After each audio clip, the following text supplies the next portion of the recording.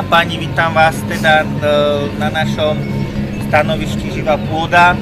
Dovoľte, aby som vám v krátkosti povedal, čo tu okolo seba vidíte.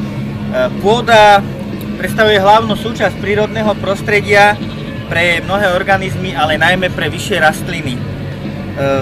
V prvom rade púta zužitkovala slnečná energiu a od toho sa ďalej odvíja vďaka tým vyšším rastlinám tá známa fotosyntéza, ten základný vzorec živej prírody. Ďalej určite veľký podiel má i na nejakej regulácii vody, ktorá je nevyhnutnou súčasťou krajiny. My vlastne môžeme pôdu nazvať ako heterogénny viacložkový systém, ktorý sa skladá z tuhej, pevnej a kvapalnej fázy. Tuhá fáza sa skladá z minerálneho organického podielu, tá kvapalná je pôdny roztok a plynná fáza pôdny vzduch.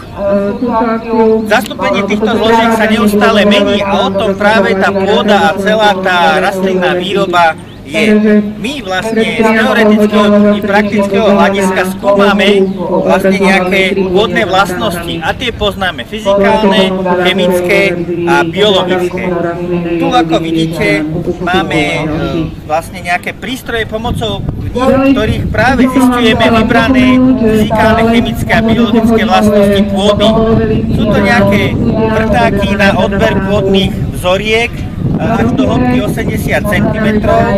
Ďalej prístroj penetrologer, ktorým vlastne meriame utuženie pôdy až do hĺbky 80 cm.